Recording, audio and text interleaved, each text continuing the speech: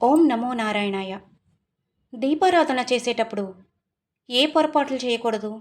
సాయం సంధ్యావేళ అసలు చేయకూడని పనులు ఏంటి? అల్పాహారం తిని పూజ చేయవచ్చా? స్త్రీలు ముత్తైదువులుగా ఉండాలంటే ఏం చెయ్యాలి? వీటి గురించి మన శాస్త్రాలు మనకి ఏం చెప్తున్నాయి? వీటి వివరాలను మనం ఈ వీడియోలో తెలుసుకుందాం. ఈ వీడియో కనుక మీకు నచ్చినట్లయితే తప్పకుండా లైక్ చేయండి, షేర్ చేయండి, సబ్స్క్రైబ్ చేయండి. ఓం నమో నారాయణాయ అని కామెంట్ కూడా చేయండి. ముందుగా దీపారాధన చేసేటప్పుడు ఈ పొరపాట్లు అస్సలు చేయకూడదు. దీపాన్ని అగరబత్తితో మాత్రమే వెలిగించాలి. అగ్గిపుల్లలతో వెలిగించరాదు.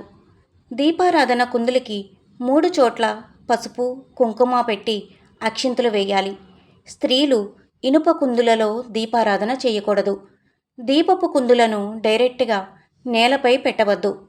తమలపాకు కానీ ఇత్తడి ప్లేట్లో కానీ దీపాలని పెట్టాలి. ఒక ఒత్తితో దీపం వెలిగించరాదు.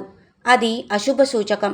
2 ఒత్తులు కలిపి ఒక జతగా చేసి 2 దీపాలని వెలిగించాలి. దీపాలను తూర్పు ఉత్తరం వైపు చూస్తున్నట్లు వెలిగించాలి. సాయం సంధ్య వేళ అసలు చేయకూడనివి పనులేంటి? సాయంకాలం వేళ లక్ష్మీదేవి ఇంట్లోకి వస్తుంది. సాయంత్రం వేళ ఇంటి ప్రధాన ద్వారం తలుపులు మూసి ఉంచకూడదు. తులసిని తాకరాదు. ఆకులు తెంపరాదు. స్త్రీలు జుట్టు చిక్కు తీసుకోవడం, జడ వేసుకోవడం చేయకూడదు. చెట్లకు ఉన్న ఆకులు పువ్వులు కోయకూడదు. ఎవరినైనా మనసులో కానీ బయట కానీ తిట్టడం, శాపనార్థాలు పెట్టడం చేయకూడదు. అసుర సంధ్యావేళ ఆహార పదార్థాలను తినకూడదు.